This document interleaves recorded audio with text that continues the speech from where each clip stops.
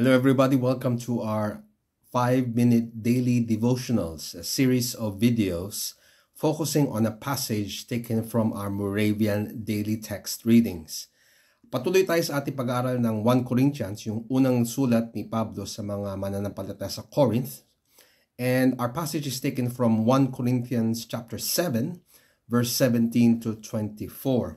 So from yesterday, we talked about some principles that Paul shared patungkol sa marriage and how marriage is used by God to be a deterrent against sexual immorality. He also gave some tips for the widows and mga unmarried.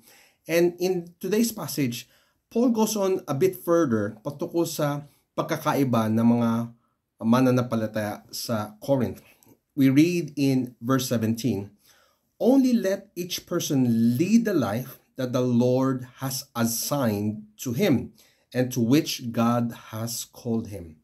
So, dito pala mayroong malinaw na message na binibigay si Pablo. Every person na sumusunod sa yapak ni Kristo, mga tagasunod ni Kristo, ay mayroong inihanda na assignment ang Diyos. Each and every one of us are unique. And each assignment that God gives is unique. So, Paul is saying, tayo mamuhay na consistent, na ayon, na tugma do sa assignment ay binigay ng Diyos. Now, why did he say this? Kasi malimit, pag ang isang tao ay naging Kristiyano, naging tagasunod ni Kristo, yung mga tao sa paligid nila nagsasabi, ito dapat mong gawin. Ito, gayahin mo ko, ito dapat mong gawin. Now, that's a good thing kung yung mga pinapagawa nila ay ayon sa kalooban ng Diyos. Unfortunately, noong mga panahon na ito, may mga Hudyo na nagdidikta sa mga bagong mananampalataya, dapat mas-circumcise ka katulad ng mga Hudyo na na-circumcise. O ikaw dapat gawin mo to kasi ito ginagawa namin. So those kind of conversations causes confusion sa mga bagong mananampalataya. Paul goes on to say, "Let him not circumcision, for neither circumcision counts for anything, nor uncircumcision." So whether circumcised ka o hindi, it doesn't matter. Yung pagkatawag mo sa Diyos, yung assignment na binigay sa ng Diyos, ang mas importante. He goes to give another example. Were you a bondservant? Ikaw ba'y alipin nung naging Kristiyano ka, nung tinawag ka ng Diyos? Do not be concerned about it.